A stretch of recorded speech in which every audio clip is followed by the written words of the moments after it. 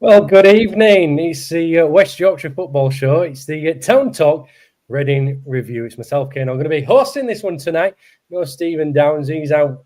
Well, he's on a bit of a driving course this weekend, being taken away. How lovely is that? But we have got Zach Wood here, and hopefully maybe Callum Scott. We'll see how that one goes, depending. Zach, how's your weekend been? I'm sure it's been fantastic seeing that kind of result yesterday. But on the other side of stuff, all things good?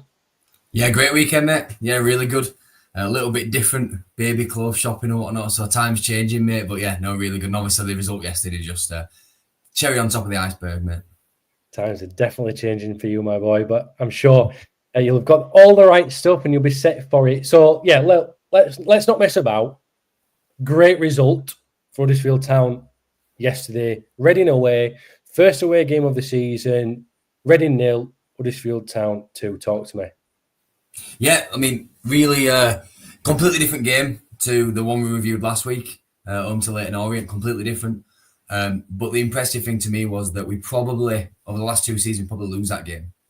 No, I think we were slow out the blocks, really slow out the blocks actually. But there were a few tweaks from Grant as well in the first half, which I think kept us in the game. And I don't think we didn't get battered by any stretch of the imagination, but we definitely weren't as fluid as we were against Leyton Orient at home, which is to be expected, right? We're away from home, Reading and no mugs. I know they've obviously not got a point yet, but definitely a good, solid, well-drilled side on the no hunt. So to go there, be resilient in the first half, stay in the game, create some chances of our own, and then ultimately it's set pieces, isn't it? I think we mentioned it last week. In fact, I think I said that Watmore would get a goal in my predictions last week.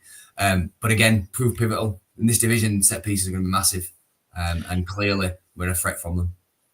Yeah, we certainly are starting to look like a bit of a threat from them. Just tell me why you think maybe this time last year or the season before we might have gone away to that game and not got the result. What is the difference between now and then?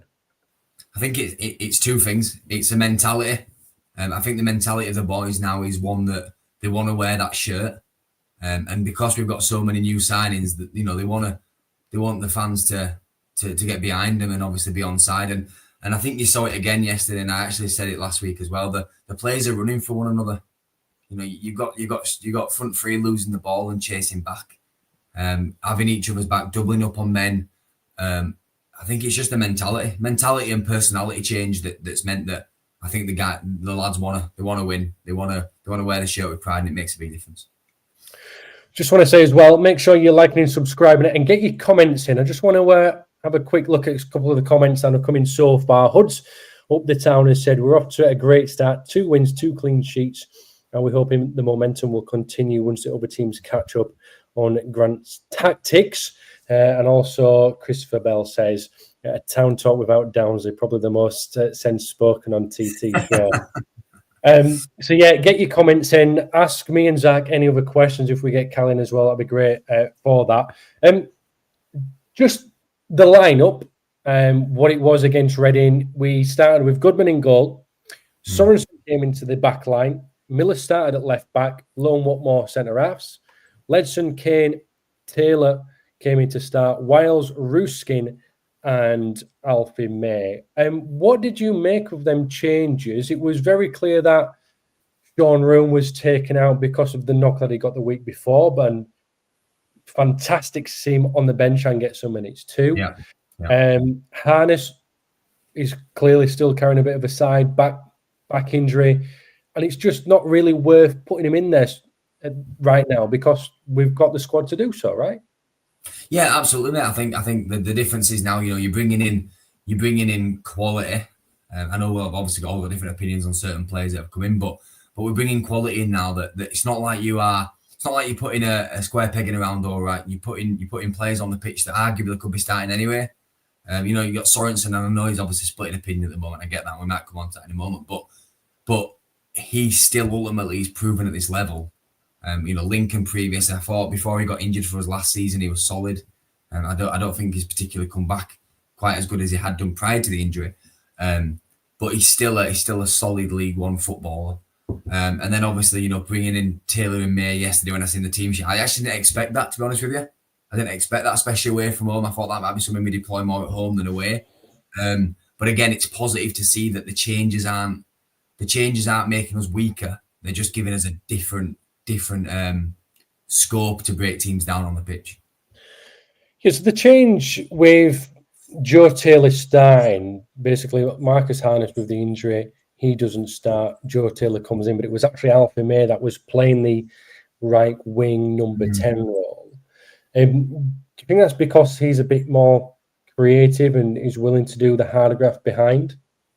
Yeah, I think. Look, that inverted right winger in this formation has to be a hard-working individual, right? We've seen it Harness the week before he ran himself into the ground, and I think, you know, again, another player that splits opinion on the other side, Ruskin. You know, I think he does work hard. He's a little nonchalant at times, and I think, you know, the typical Yorkshire bloke in us wants to see players, you know, sprinting 100 mile an hour throughout the game, but Alfie May will always give you 110%. That's why he was absolutely loved at Birmingham, right? Absolutely loved at Birmingham. Sorry, Zach, not to take anything away from Joe Taylor either. If he was asked to do that role that Alfie May did, that Harness does, he would have done exactly the same. Mm-hmm. But I just feel as if, for me, you're better off having Taylor the last man, because he's got a bit more about him. He's a bit bulky, he can hold that up, and he loves the tackle up there. Alfie May will challenge every single one, but Taylor might win 5 more than May does. No, I absolutely agree, mate. Absolutely agree. I think when you said, as you said, Taylor, although he's a small lad in terms of height, he's quite a bulky lad. He can, you know, stick his ass in a little bit like a John McGinn does, hold the ball up, and then bring those into play around him. Alfie May does that, probably not to the same extent, but I just think that, you know, I don't really want Joe Taylor chasing back and doubling up with Sorensen at right back. I prefer Alfie May doing that and Joe Taylor being a bit higher up. But the fact is that we're sat here, you know, compared to where we were talking last year, talking about Alfie May and Joe Taylor being on the same side in a League One team is quite astonishing, really. And you know, ideally at some point, and I think my neighbour Martin, actually, Hoods Up the Town, made a comment there, and it's a fair point about teams now understanding what a Grant team looks like for Huddersfield Town. You know, there might need to be some adaptations to this throughout the season. It might be that we have a change of shape, change of personnel, and at some point it might be nice to see May and Taylor up there in the top 2. Yeah, personally, from what I've seen so far, now a lot of the games in pre-season I was stood right on the touchline. Mm-hmm. So you don't exactly get the greatest view of it. But I'm still watching the games at the moment. We're a couple of games into the season, and I don't think Town are very fluid yet, but still are picking up the results, creating the chances. And as we spoke about it off air, was Noel Hunt says that Town are the best team that's been there in 4 years. Yeah, and I personally don't think that Town are even there yet. I think they're getting there. I still think there's a couple of months for the players to gel. We've still got to understand that, you know, as Hoods Up the Town says, other teams are going to get to Grant's tactics. They're going to get to Grant's tactics now, but in 2 months' time, when they should be flawless with them, it's going to be even better, right? Yeah, absolutely. And I think, you know, we've got a sample size of 180 minutes so far, right? So we are talking of competitive football, right? So we are talking a very small sample size, and we've still got players to come in. You know, it was nice to see Feeney coming in yesterday as well off the bench, and I'm sure we'll come on to that as well. But we have options now that we haven't had before. Yes, I agree with your point around I don't even think we've really got out of second gear, but I think that's why there's so much excitement around this squad, because I believe yesterday's performance really was just get the 3 points, move on. And I love to see that. You know, that's Huddersfield Town that we've lacked so much over the last 2 years. The last team really was the Carlos Colbrand team, right? There was games there where we'd scrape 1-0, but you always felt we were going to create a chance and we were going to get a winner. And bizarrely, I did feel that yesterday.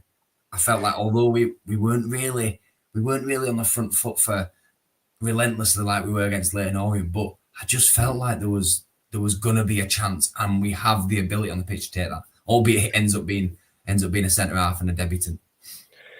Yeah, I felt as if Town lost the ball a little bit too much, maybe sometimes tried a little bit hard, but again, with that fluidity, what we're asking for, it's just going to take a bit of time. Now, I want to get the thoughts of Mr. Cal Scott. Thank you for joining us. I know you've had a busy one today. Me and Zach have just been basically just going a bit of a run through of the Reading game. I've asked Zach's thoughts, asked him a couple of questions. Now I want to know what you thought of the game yesterday, and we'll compare that with what Zach said as well and see if we're on the same page. So, Cal, I hope you're well. Thank you for joining us. Hope you've had a lovely weekend. What did you think of the game yesterday? Yeah, a nice pleasure to be back with you, chaps. Sorry I'm late, sirs. First class of the new season for me, and I've turned up late. Unbelievable. All right, we'll let you off this one. Yes. No, I enjoyed it. I enjoyed the sort of relentlessness. What we didn't see last year was Town go 1-0 up and then go hunting to keep the foot on the gas. They sort of would take the foot off, become a bit ponderous, pass it around the back. Whereas now we seem to be sort of, right, we've gone 1-0 up, let's go and get another. Secure that result, secure that clean sheet. Work for the statistics almost. And we saw that in the first game of the season where I can't remember who it was, but chasing the ball down to ensure that we kept a clean sheet instead of just letting them, even though we were 3-0 at the time? Yeah, 3-0 up, and you could let them have one, but why? Let's be relentless, and that's what I'm seeing. I'm enjoying what I'm watching so far, and there is a long way to go in terms of that team being the finished article. It's by no means that at the minute. However, positive signs that it's going massively in the right direction. So arguably, Cal, what you're saying is we've been crying out for a lot of this attack. We want to see goals. We want to see Alfie May, which we've got. We want to see Joe Taylor, both starting in the same team. But yet again, we're also got to take a high focus on how good the defence is at the moment. Yeah, definitely. And I think you're watching the players now and you're thinking, yeah, that's why. That's why they command such high money. Alfie May, that's why people pay the sort of money that a player like that commands, because they are relentless and they do bring that extra level of quality that we have been lacking. Watching the press that they can sort of bring with them, and then they drop back to get the ball again. And for 90 minutes, it's relentless sort of running. That's how you get the price tag that he's got, and that's why we're paying him as much as what we're paying him. So as fans, that's what we're asking for. We're asking for relentlessness. That's what we want to see. I felt as if we saw a lot of that at home against Leyton Orient, and then potentially ran out a bit of steam yesterday, Zach. Yeah, I think so. And the point there that Callum made is absolutely bang on. So I don't think it's any coincidence, right? And I think we touched on it last week that we signed all of our defenders up front, right? The bedrock of any team getting out of this division is conceding less than you score, right? Sounds so ridiculous to say that, right? Obviously, but the fact that we now know that if we get 1 or 2, it's probably game over, right? It's probably game over. Whereas before we'd go 1-0 up, we'd sit back at finish 2-1. Right? How many times we saw us lose points from winning positions? But I just don't feel that's going to happen much. It will obviously, but not much with this side. And I think there were some tired legs a little bit yesterday. But what I'm impressed with again is that second goal, Cameron Esaya coming on there and absolute magical moment. That's what football's about. An 18-year-old kid, signed a couple of years ago for the academy, found his way into the first team, which to be honest with you is a massive, massive achievement for the lad to get into this squad in that position, really. And I know he's a little bit more versatile than a striker who can play number 10 and the inverted wingers, but put that freshness on, get that young energy and it's no surprise we get a second. But overall, the fact we've got ability to come on the pitch and freshen it up is probably what got us over the line yesterday. We could see we were tired and a bit leggy, but got over the line. Yeah, I'd say so. I'm going to come on to the second half very shortly. So if you've got a few more comments on that, Zach, just keep it for now because we will come on to it. I just wanted to touch on Ashia because obviously I was very, very fortunate over pre-season working for the club, commentating on it. And Cameron Ashia stood out in the Emily game. And then he showed us a little bit more in the Barrow game, played his part in the Lincoln game, and did a little bit over in Austria and has earned his way up here. And I think, Cal, we as a club and the academy's now come back as a whole, everybody wants to see a player from your academy come through because you tend to relate a little bit more to them. And that's what the club want to see. And we talk about relentless. He's young, he's hungry, he wanted it. It's a great goal. We are going to come on to it. But is this a sign of things to come with potentially with Lee Grant as well? I hope so. I mean, there were other options on that bench at the time. He didn't have to bring him on when he did. But what a brilliant moment for that young man that he did. And the wonders that will do for his development in terms of, you're not going to look back at the end of the season, hopefully, when we've done everything that we need to do. We're not going to look back at the season and go, Christ, do you remember that second goal against Reading away? But he will. For the rest of, no matter what he goes on and does in professional football, that young man, his first goal on his senior debut was at Reading away. So it's brilliant to see that after, and I don't think it's an unfair comment to say that we let our academy for a little bit stagnate because it was unclear, the structure was unclear, and then the funding was unclear. And we'd gone from a really strong academy setup and slowly they were stripping bits away. And then the under-21s became the B team and now they're back to being the under-21s again. But the structures come back as well into the academy. And I think we're going to reap the rewards of that going forward. And this is sort of the start of that. Just from my knowledge as well, the academy are trying to set their standards as high as possible. There was a job application for coaches, and there had to be a minimum of UEFA B. So that is some decent level of coaching to come into the academy straight away. You get a lot of academies in local areas where it's UEFA C, which a lot of people do, but UEFA B really is the next step. There's a lot of fantastic coaches there. So that just shows what the club's trying to do. Let me just put a couple of other comments up, and then we're going to just touch on the first half a little bit from both of you, if you don't mind. And then we're going to look at the second half, where them important changes were from Lee Grant, what Zach said mentioned earlier. Okay, so Mark Harrison, he says, sliding doors moment was that miss from the corner by Burns, 100%. Anything could have happened from there. He also says, I think the Lowe-Whatmore pairing looks very promising with Feeney waiting in the wings. We also put Taylor has a bit more pace than May working off the shoulder at the last man, just needs a service. And I think that's in relation to what we were talking about, Zach, with May playing in that 10 role rather than Taylor. And again, Mark, I would have to completely agree with you. And Dirty A says, starting to look like some Dairy Leaf football, lots of little triangles. There is lots of little triangles, and it is absolutely fantastic to watch. Keep getting your comments in on here. You want to see them, we'll read them out, ask us questions. But the first half, gents, Carl, I'm going to come to you first. It just seemed to me, maybe was there a bit of panic there, or were they just settling in?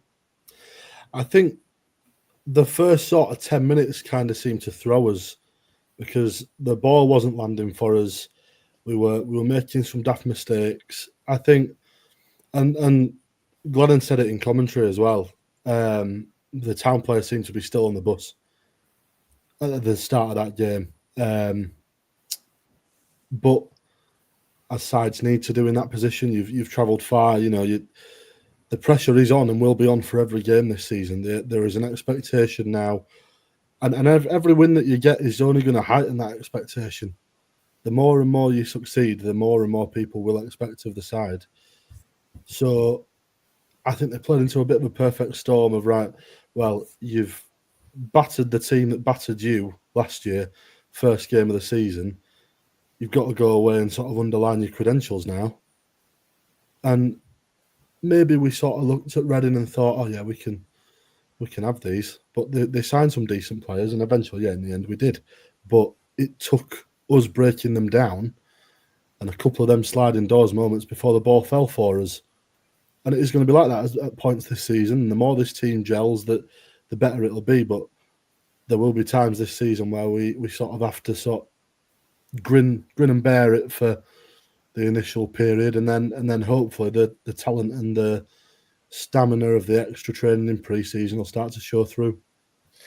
We can't forget as well, Zach, that we're in League One as well. Certainly what I've found commentating up and down the leagues is that there is a big gulf between each league, massive gulf. And when we look at games, we always, and it just always happens, we'll look at a Premier League club and go, we want to play like that. We should be seeing that. But at the end of the day, that's not always going to happen, but you can try and be the best versions of yourself. But the Premier Leagues are far way off. So what did you actually make of the first half? And then go straight into what you thought of the changes that Grant made into the second. Sure, mate. So the first half, it really didn't surprise me that first 15 minutes, if I'm being honest. So I think perhaps we're obviously in this podcast naturally been quite inwardly focused looking at Huddersfield Town, right? Fine. But Reading last year had huge momentum at the end of the season, right? Obviously, the summer, they've had a huge transition off the field, new owners coming in, real good feel factor around the select car leasing stadium, not the Majestic anymore. And I think that kind of first 15 minutes was, a lot of it was energy. You know, they got 13,000 there yesterday, give or take. First home game of the season. You know, their fans have got an expectation that team starts quick out the blocks. And that will happen a lot this season, right? A lot of the times, first 10 minutes won't go as we would like them to go, but probably as Lee Grant would expect them to go, right? I think we dusted ourselves down after the first 15 minutes. I think there was a couple of times when the ball's gone out for goal kicks and we've taken a breather. The players, there was an injury, the players have gone over to Lee Grant, taken on some instructions, and just settled the game down. That's all it took. All it took was just take the sting out the first 15 minutes. And then we grew into the game. As I said, I don't think we were the best version of ourselves, but that's a positive because we stayed in the game. We didn't do anything stupid. We were trying to play football out the back. We did when we needed to, but we also went a bit more direct when we needed to, which is important. Not inviting pressure in them early stages. So overall, the first half didn't have as much as the ballers would have expected, but we stayed in the game, and all we had to do was get in half time at 0-0 and then take on some more instructions and see the shape that Lee Grant wanted us to go out in the second half. I thought it was quite stop-start that first half. And I don't think that allowed Town to get the rhythm that they would have wanted. For me, always whenever I've coached or played, I don't care whether I'm at home or away. Everything's exactly the same. And I think Town will look to do that this year. Again, but I just think them stop starts just didn't help the game. I don't think the referee helped the game either. Flo as a whole, I'm not saying he had a bad game or anything like that, or he was biased to either side. I just thought he was very whistle happy, which stopped momentum for both sides. Now, coming into the second half, the way I was looking at, I would have probably still wanted something to change, and to give the players 5 or 10 minutes to do so. And then some subs happened, Zach. What did you make of them changes? Yeah, he's giving it 15 minutes, right? Which I like to see because they've taken on masses of instructions at half time. He's given them an opportunity to go there and implement what he's asked them to do. I think there was a change after half time, but I don't think to the extent that Lee Grant wanted. And the benefit is now with the squad depth is you can bring on 3 subs after 15 minutes, and arguably the team that ends up on the pitch there is probably stronger than the one that came back out after second half. So really exciting to see Feeney on the pitch because I think Lowe and Watmore have done absolutely nothing wrong, but Feeney is also a fantastic centre half.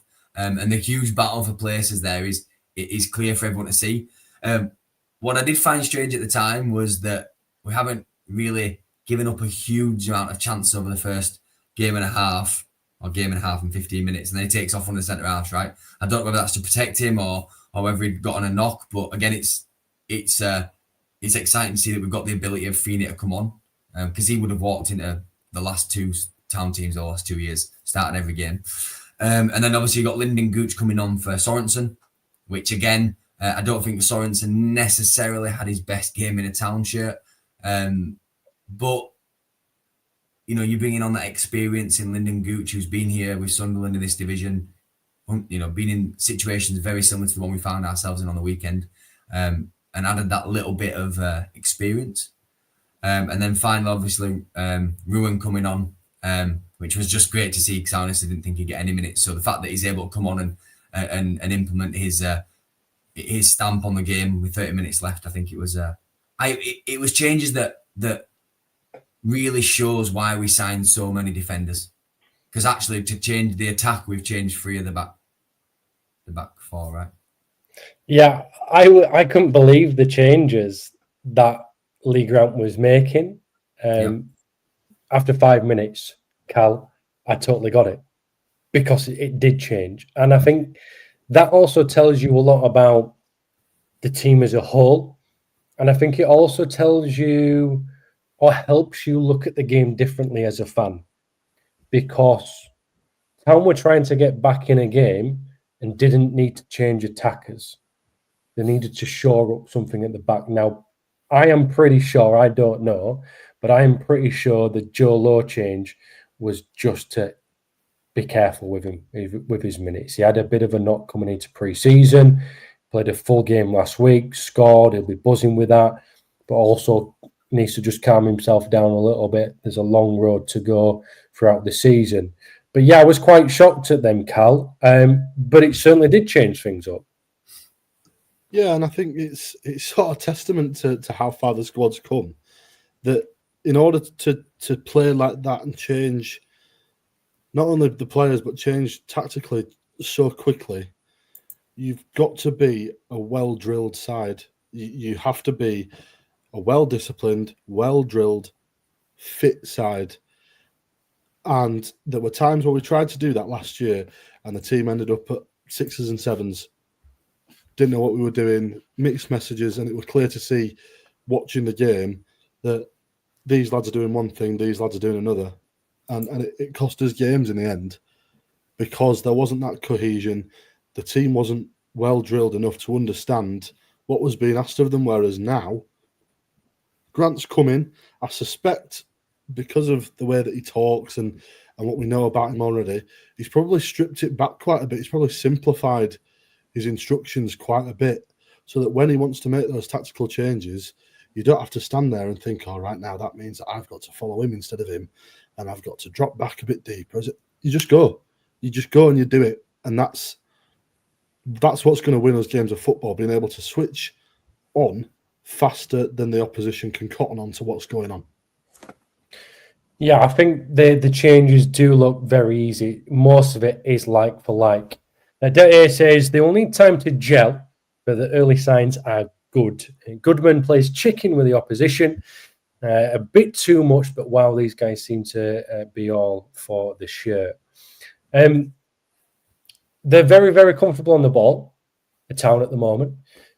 Sometimes they give it away, but as Detail says, and as we've already mentioned, a lot of time to gel here. We're not looking at a final product, but we're looking at 50% of a product, which is extremely positive. Zach. No, absolutely, mate. Absolutely. And I think it's, it's like we've all said already, I think we've hit the nail on the head a little bit here that, we're not at our best by any stretch of the imagination, but we've got 6 points on the board, haven't conceded a goal and scored 5. So, the early signs are absolutely fantastic because the stats say they are.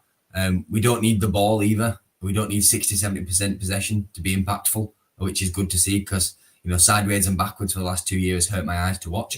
Certainly not the case in this Town side.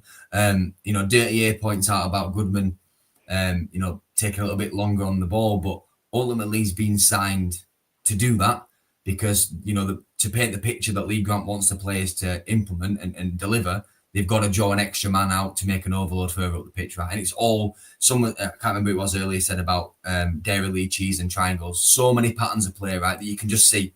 You can just see the well-drilled. Each individual knows their role in the team, whether that be off the bench, whether that be starting. And just the way we're set up is just so clear. Like we have an identity. There's clarity all over the pitch. I sound like Mark Fotheringham there, but there is clarity all over the pitch. And for me, it's just good as a fan to know what to expect when I turn up. But then that does mean because we have such a clear identity, we're going to have to adapt in games. And I think so far, 180-minute sample size, as I've already said, we've adapted really, really well in the moment. I certainly saw some adaptations to formation in the Leyton Orient game, little bits and bats this weekend. Cal, any final thoughts from you on this game against Reading before we move on? No, I've been derailed by the fact you just mentioned Mark Fotheringham, so I've not heard anything for the last 30 seconds apart from, if you're no training, you'll no be in my team. Which is true, and all the lads are certainly training for Lee Grant. Zach, any final thoughts from you from the Reading game? Yeah, just good that we've got goals all over the pitch. You know, like Joe Taylor hasn't scored yet. Alpha May scored a penalty, but we scored 5 goals. So there's goals all over the pitch, which we've lacked for such a long time. So positive, man. And I think there's a genuine belief that there's still things to work on, and it's going to get even better. It's going to get even better. And I think that is the best thing that we can look at as Huddersfield Town fans, looking at the current way things are going. For me, I'm always talking about give it 10 games and let me make up my mind there. And I think a lot of people are like that as well. But if the games continue the way they are, I think we're looking in for a good one. Just want to move on just to the Ruben Ruskin new contract. Cal, what we're making of that one? I think it's an excellent move to shore him up because the talent's there. You know, funnily enough, I think we've seen more of him under Lee Grant in terms of the player that we actually signed than we have for the rest of his Town career. I think he's playing more in terms of a system that suits him, and you could see it. His positioning for his goal against Leyton Orient sort of shows you that he's happy in the transition to move from back to middle to front, really, and he'll happily sort of marshal up and down that way. But to be in that position to score that goal, you've got to be sort of nipping forward, and he wants to do it. And I think Lee Grant's happy to let him do it, to have the option. And I hope, and I curse myself for saying it if it turns out not to be true, but there's more to come from him. So probably a very good, savvy move to get him tied down now when there is more to come, rather than trying to tie him down when he's done absolute bits at the end of the season and we're thinking, right, we need to keep all of him. And it is a good move, right, Zach, to put him down on a probably a better contract. It's probably more money, potential of some kind of higher release clause in there. Yeah, I think he's a player that splits opinions, and the reason I say this is because I don't actually know where his best position is, and I don't know whether that's a positive or a negative as I'm saying it, because ultimately in League One it's a tough long season, right, and you need players that can be a bit more utility players and can slot into a 10, slot into an inverted left winger, can play left back, can play in a back 5 as a left wing back.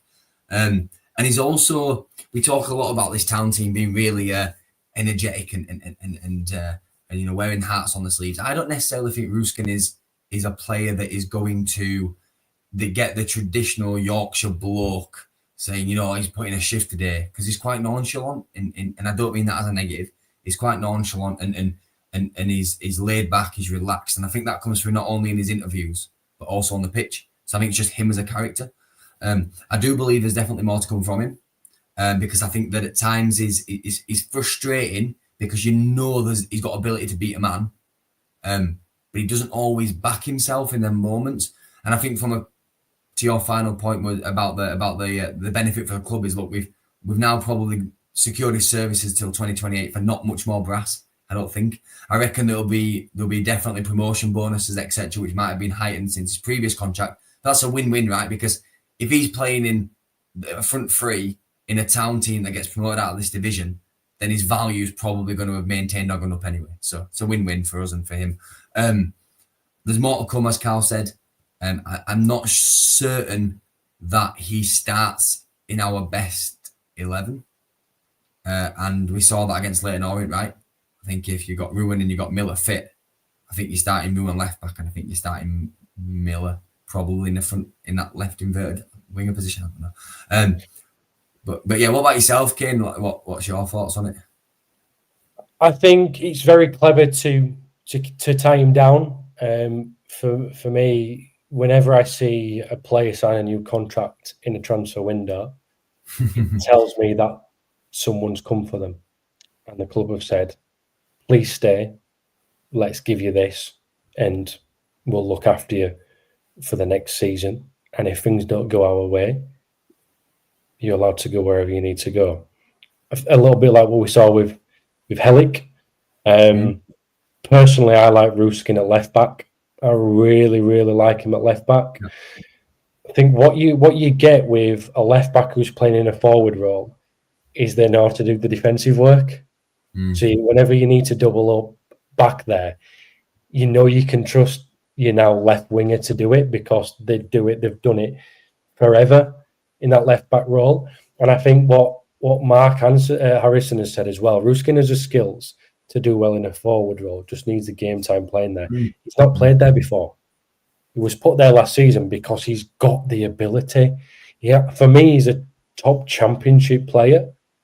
Potentially needs a bit more time in the championship to bulk up, but that's why he did so well over in Holland, because not everyone's as physically as strong as they are over here in that kind of environment. But I think he's a great player. Personally, think he's better off at left back, but can do that forward role, and I think he'll do a great job of it. I'm a bit like the typical Yorkshire bloke. I want my forwards to run hard at everything, but do it smartly. Yeah. So, but I think with Miller obviously picking up that injury at the weekend, we know it's not been confirmed what that injury is, but to me it looked like a hamstring being pulled, which I thought we were hoping to get away from. But Ruskin probably, for me, looks very, very disappointed that he didn't start against Leyton Orient.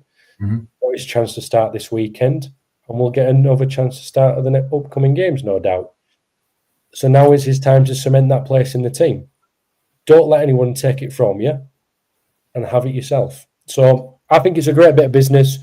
I'm assuming that release clause will have gone up, wage will have gone up, and he's got a lot to work for. So I'm happy with it because I thought it was the best signing in January last year. Just what's interesting, just to chip in there a little bit. So it's interesting that the squad number being given is number 11, right? Because that would suggest that the gaffer sees him. Oh yeah, as a forward, a forward rather than another left back. And the fact we went and strengthened so much in the fullback departments would suggest that also either doesn't trust him at left back or he sees him further forward. And I'd suggest that it's not a lack of trust because they wouldn't offer him a new contract if they didn't. Yeah, I think it's that the manager sees him and Miller as more attackers because they've got the ability to do so. And I think we are going to see a lot of them both in attack because Ruben, you don't take Ruben out of that defensive spot because he's absolutely not. And I think we've all got PTSD from Aaron Moy, haven't we, when he signed the contract in the transfer window and went to Brighton. So I think we're all scarred from that.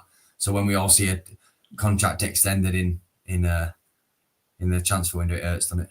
It does hurt because who knows what happens afterwards, but it does mean that Ruskin will definitely be here at least till December. So let's hope that Town at the top of the league by then and he sticks it out to the end of the year, gets to the championship and sticks out again there. Gents, next up is a championship opponent. Leicester City in the Carabao Cup on Wednesday. What are our thoughts going into that one, Cal? It depends what sides turn up, I suppose. Are we going sort of gung-ho, hell for leather and playing a full-strength 11? Are Leicester, after playing today, are they going to put a full-strength side out? I doubt it. So if it's our youths against their youths, anything can happen. If it's our youths against their first team, we're out the cup. And if it's our first team against their youths, I reckon we've got a good chance of getting the result. It all depends entirely on whatever sides turn up. But for me, and I speak purely for myself here, I'm not bothered.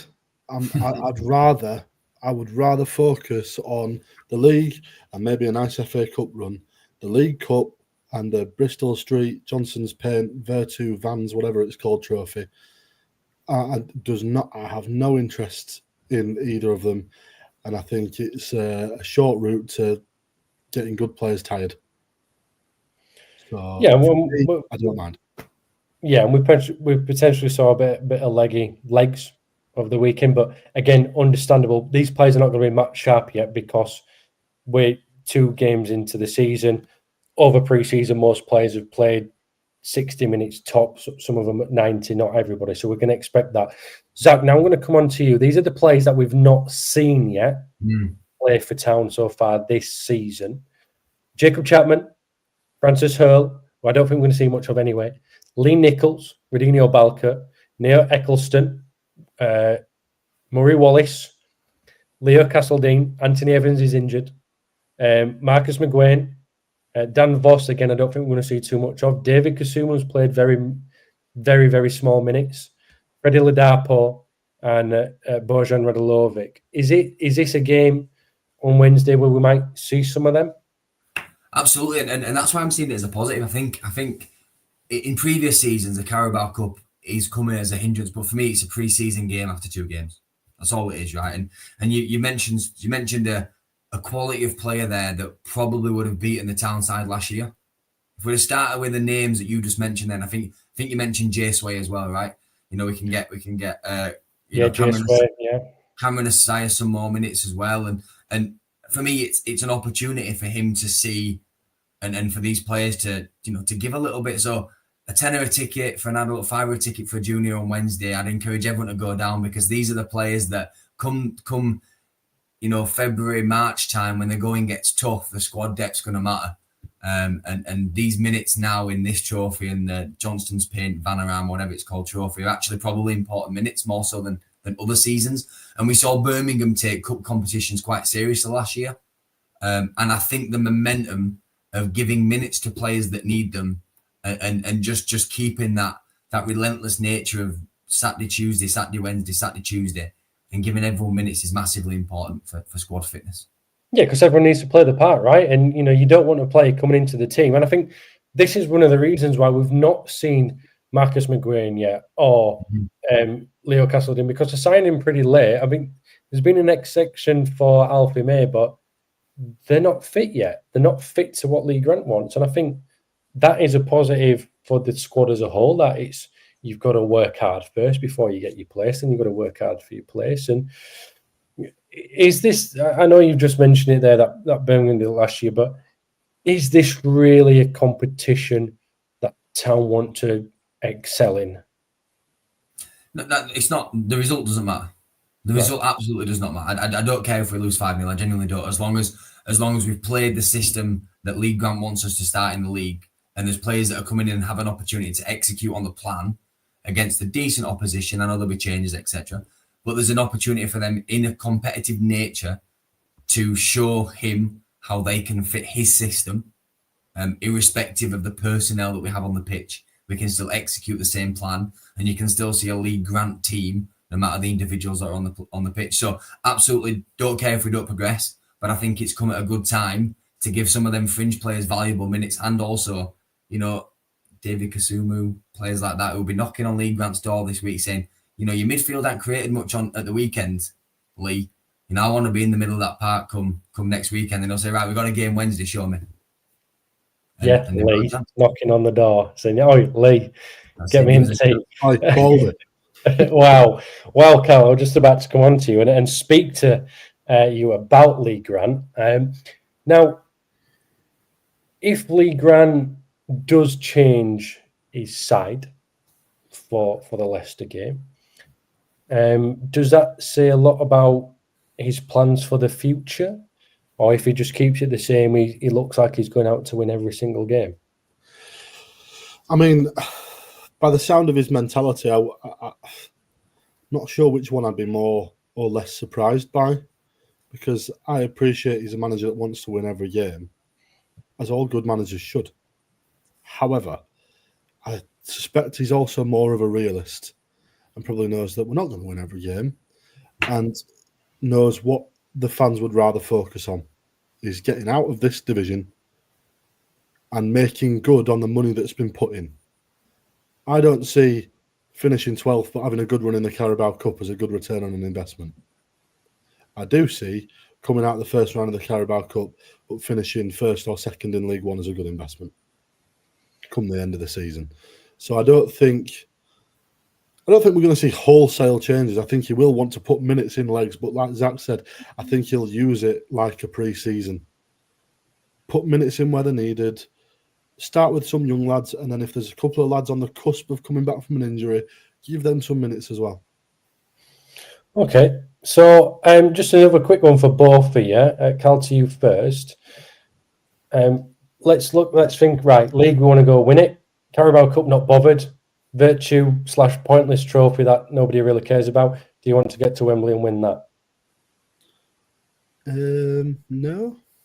You're not too fussed on that one, Zach? Are you fussed on that one? Everybody likes a cup run, don't they? It's good for the fans more than anything.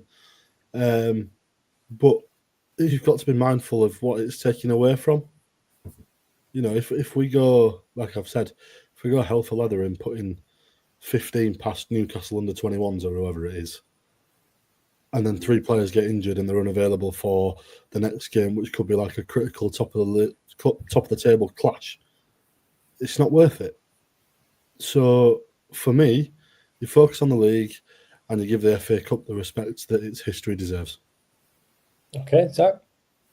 So the Carabao Cup, obviously not bothered, but the Virtue Trophy is a strange one because you've got to play, 3 fixtures anyway, right? And then it's only 3 more fixtures after that to win it. So you're 50% there anyway with the game time. So if you get out the groups, then and you can still probably beat a decent side with our second team. Just if you win it, you win it. If you don't, you don't. I really don't care either way, just as long as we get out of them games with limited injuries and valuable minutes and legs. Yeah. But I'd take a trip to Wembley, mate.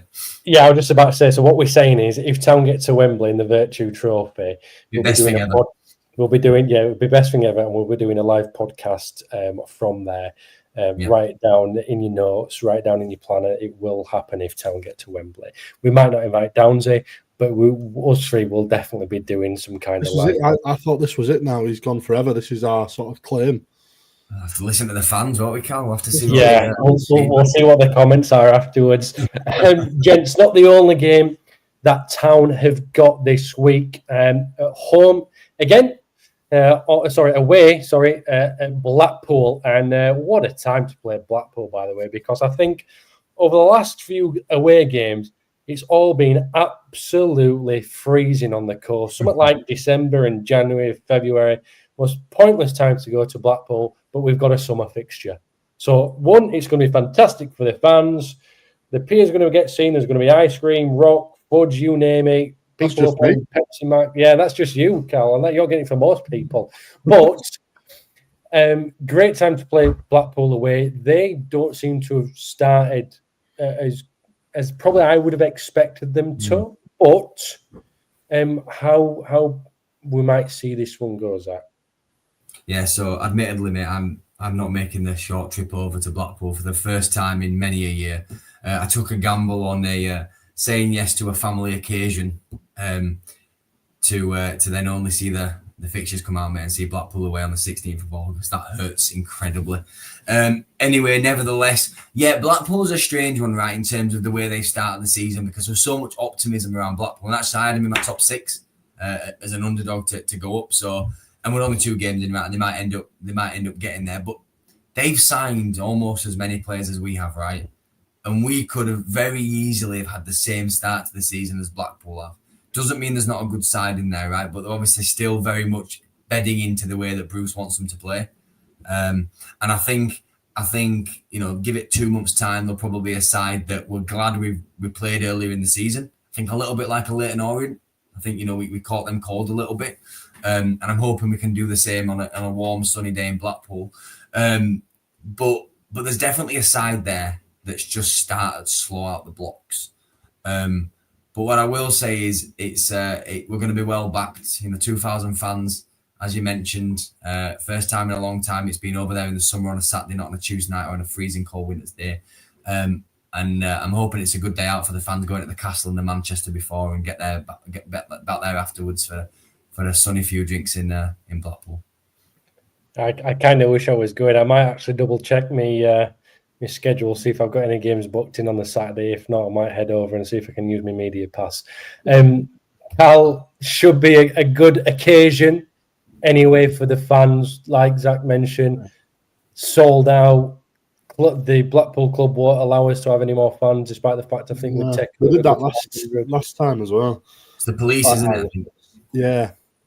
So I'm going. Whether I make it's a different question because it's the first time I'm driving to an away game. So wow, good luck. Whether I make it back's a different question. But I am. You chose Blackpool away in August to be the one you drive to. I'm definitely setting off.